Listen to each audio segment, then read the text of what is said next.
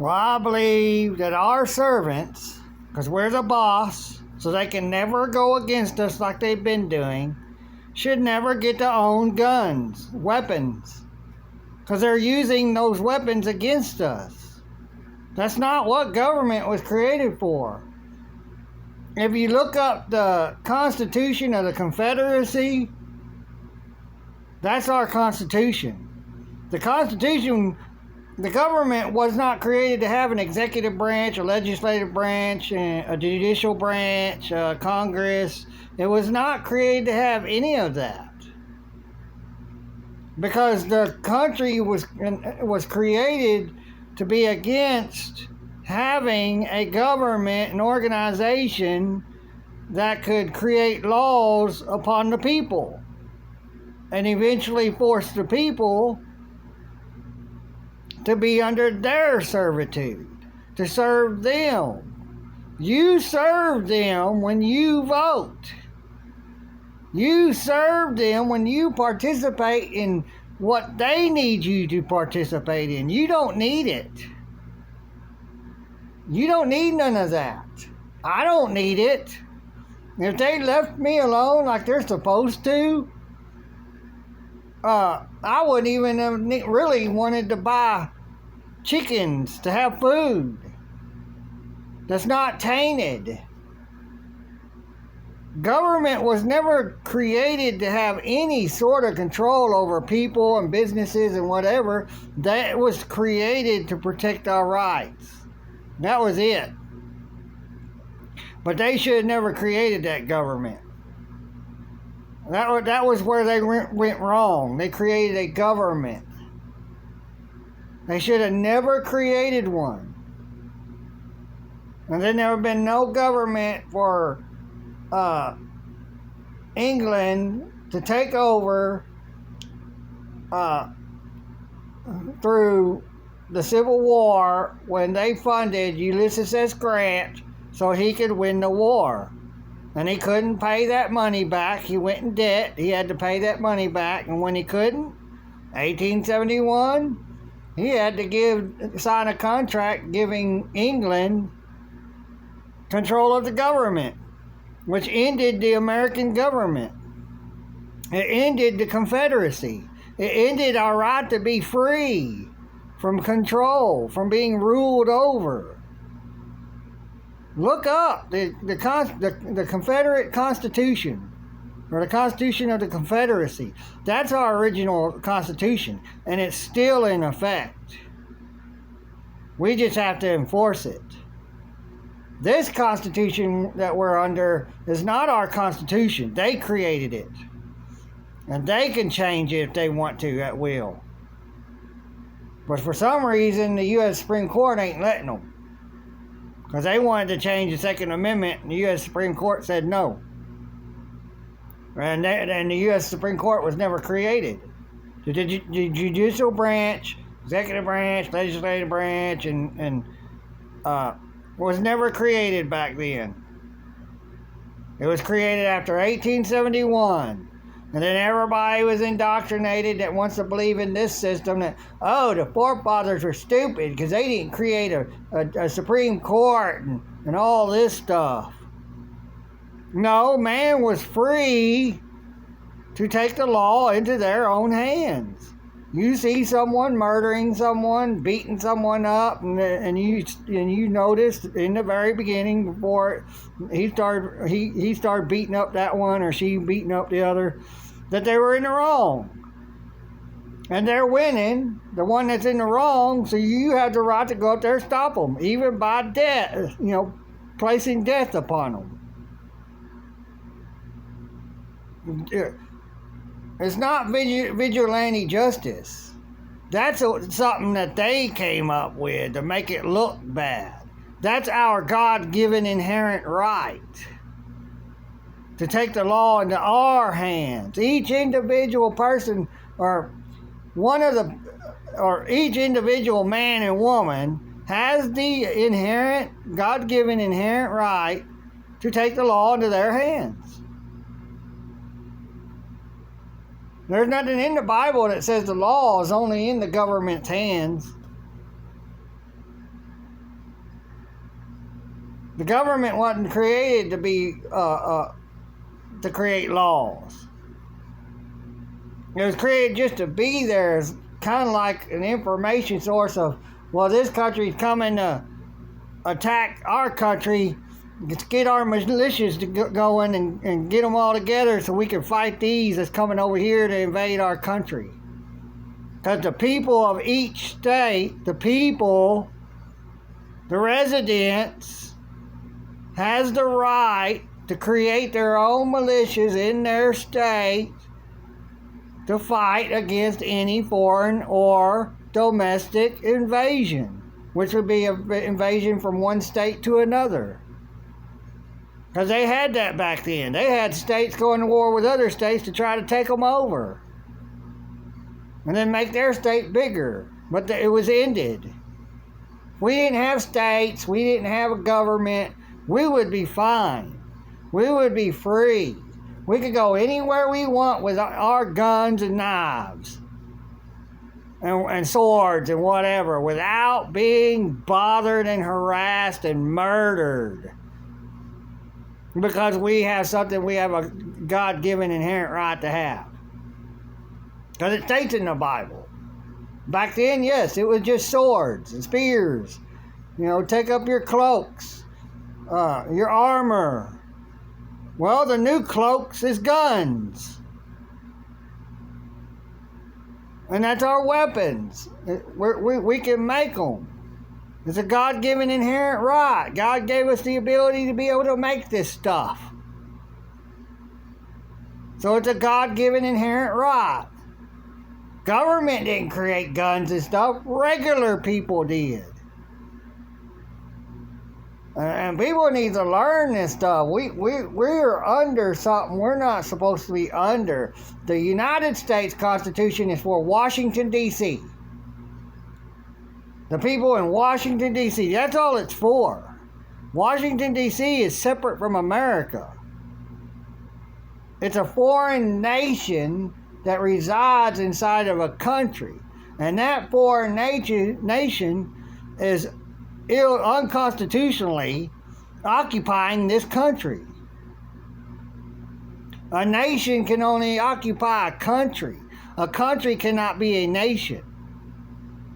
I looked it up, and then when I went to try to find it again, it was gone. I couldn't find it again. And that was on purpose. Because they don't want people to know the truth. Washington, D.C. is as foreign to America as Russia and China and Japan and all these others. Mexico. They're foreigners. We're foreign to them. We're not supposed to be obeying them.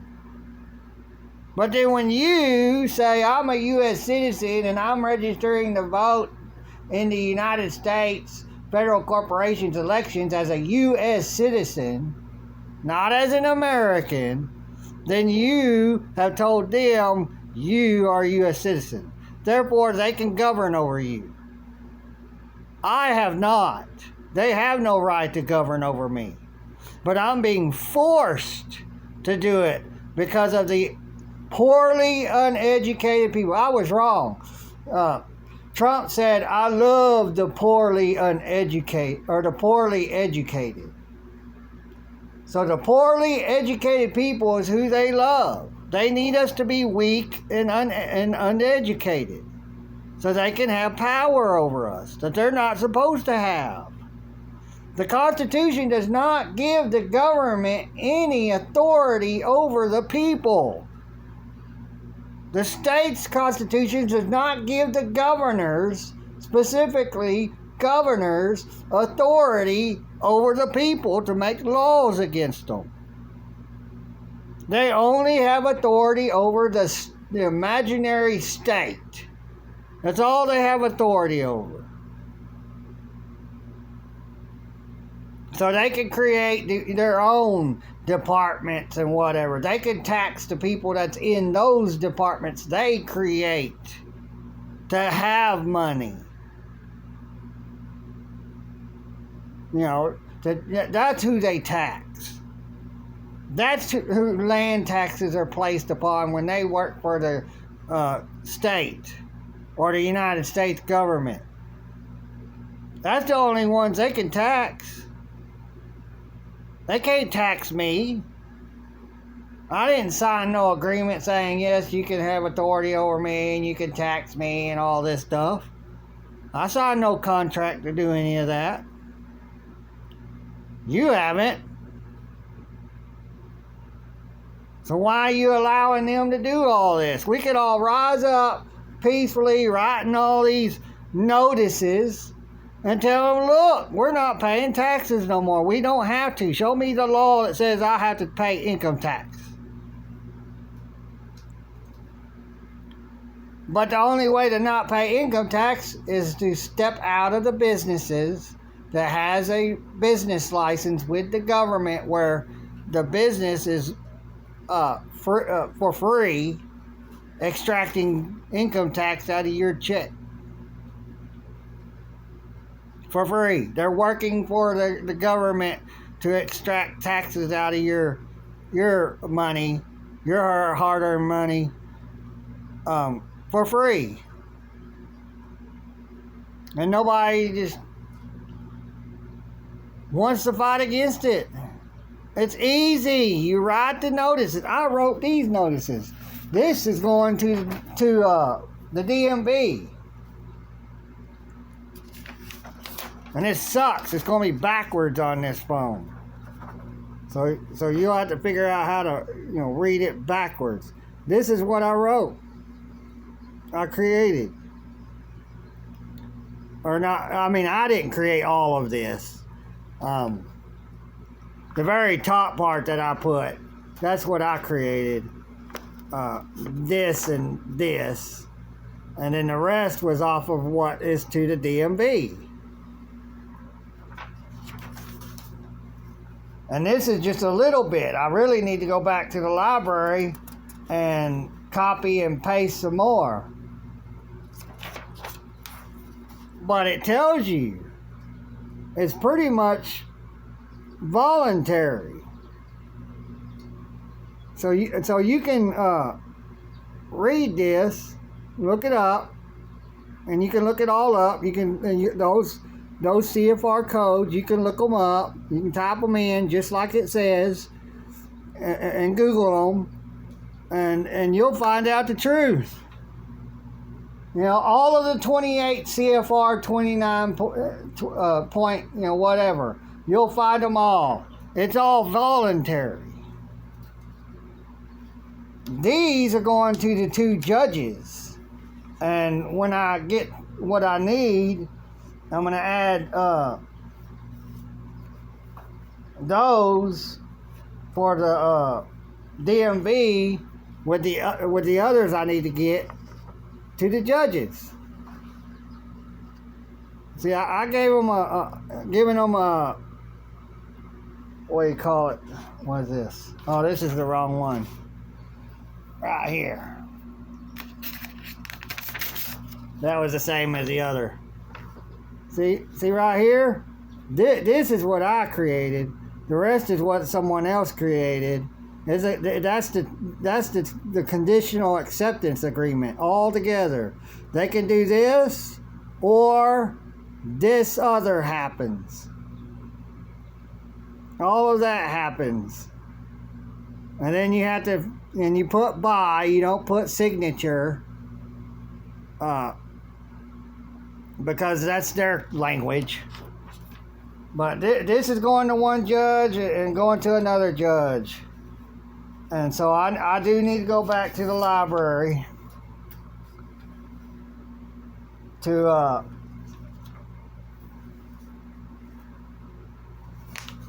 get the rest, because I didn't have enough time to get everything I needed. It took time to write that first one down, on computer, and the second one, because these I had to type out. The one to the judge and the one to the DMV, these I had to type out. But the others like that with the bold stuff, that was copied and pasted. And I gotta redo them because these don't have the spot for signature and date. I forgot to put that on these. So I got to redo those, and they got a line under something, under things that it shouldn't have a line under, because the computer was looking at it as something. I don't know what the computer was seeing. It was stupid. But I mean, just the program, and it's underlined. I mean, what the hell is going on there? But yeah, and it's a cease and desist order for violating all of my rights. The Magna Carta, Posse Comitatus, Marbury versus Madison. Damn it, I got all wet with that shit. Fuck. Well, yeah, I gotta redo those anyways. But yeah. But those two, I'm gonna send them to the judges to give them the cease and desist, get rid of that warrant they have upon me, so that way I can freely travel on the roads. Because I'm gonna take their plates off of there. Because my notices to DMV is a notice. What was that called?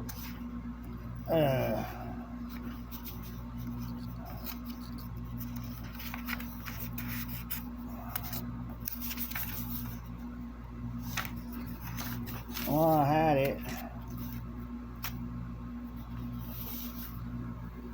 Oh, notice of withdrawal from the program of the DMV. Because I have a right to. It's in their CFRs. It's in their codes. I told you, I have evidence. This is all what they created. These CFRs. They're U.S. codes. And all we do is use those against them. And they have to abide by them.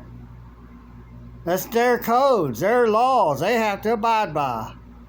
All this other stuff, court case, I mean, Marbury versus Madison, I mean, it's kind of all, that's all is bull crap. But some of it does work when you add the other stuff to it that's needed. So yeah, I gotta redo those two, and now I just got them too dirty. But that's what I'm doing. Everybody can do it. It's not hard. It's easy. We all start doing this, and they start seeing it coming from thousands, tens of thousands of people. It's got to be over 10,000 of, it's got to be over tens of thousands of people. It's got, or hundreds of thousands. Because then they taking notice that the people's waking up. And that they have to cease and desist. They have to, stop forcing us to be under the DMV, the DPS, and all that the legislative branch didn't even have a constitutional right to create. The police and the sheriffs work for the DMV. They're paid extra. Because they can't hire enough people to work for the DMV as DPS to go out on the roads and enforce all of this, because there's not enough of them. So they needed to add the police and the sheriffs to it, which is unconstitutional. The Highway Safety Act is unconstitutional. It's not a law created by Congress and then enforced by the executive branch and signed into law by the president. The Highway Safety Act was never signed into law. So all these traffic stuff is part of the Highway Safety Act. It's not law. I got the evidence. It's all voluntary. We don't have to title our automobiles. We don't have to register them. We don't have to have insurance. It's great to have it. You can get what they call non-owners insurance, where if you're borrowing people's cars or you're renting a car or whatever, you can have a non-owner's insurance and not get their insurance. It's cheaper, They want you to get the commercialized insurance because it costs more. They make more money. It's all about money. So when you get these commercialized vehicle insurance and your vehicle is not a commercial vehicle attached to a commercial business, you're not supposed to have commercialized insurance. Your automobile is not a vehicle. It's not attached to a commercialized business. But then when you get that ID, the driver license that has the all caps name on it, it's a corporate name. Look it up. UCC 1-201. The all caps name is a corporate name. You're a corporation. Therefore, your automobile is now a commercial vehicle attached to the corporate business that has that corporate name. That's why they always ask for that driver license, because they need that corporate name so they can do business and make money off of you. And they don't teach it in school on purpose. Why does this all caps name exist? What's it for? Is it voluntary, or do we have to have it? They don't teach us about none of this in school on purpose. So we go into it uneducated. We're uneducated on how everything that they have presented upon us works on purpose for money. All these stocks and bonds, everybody can get into them. Stocks and bonds was created to make money, more money for the politicians and the presidents. That's how they're getting rich. They ain't getting rich just robbing us. They're getting rich off of stocks and bonds. And our ignorance from not being educated on how all of that system works, the whole justice system. There needs to be a separate class that teaches everyone all of the U.S. codes that goes to the Constitution, because they don't teach all of that. That's part of the Constitution. These are part of the Constitution. But they don't want you to know it, so they can make money off of you by force and violence. They don't need us to be educated in this, because then they can't do what the Constitution says they can't do. Because we would put two into, wait a minute, they say they can do this, but the Constitution says they can't. Or the Constitution doesn't say they can. It states plain and clear in the Constitution, what is not written in the Constitution, they cannot do. What they can do is only in the Constitution. That's it. They don't have no delegated right to govern over the people and to force us to do what they want, because they're our servants. They were created to be our servants. Or we wouldn't vote at all to hire them in there. They would just put in who they want. Which they do that anyways. That's what the Electoral College is for. So they can elect their own president for their corporation. The legislative branch was created for electing presidents. And they call it the Electoral College to trick you into not knowing what the legislative branch was really created for. It's Congress creates the laws, and then the executive branch looks at it, the president looks at it, and if both the executive branch says okay, and then the president, the executive branch says it's okay, well, yeah. But then if the president says, no, I don't think this is right, this is legal or lawful under common law, no, veto. But, as long as the voters stay uneducated, as long as they stay poorly educated, will always be the way it is. It'll always be the way it is until everybody gets educated on their stuff. So, you all take care. Bye.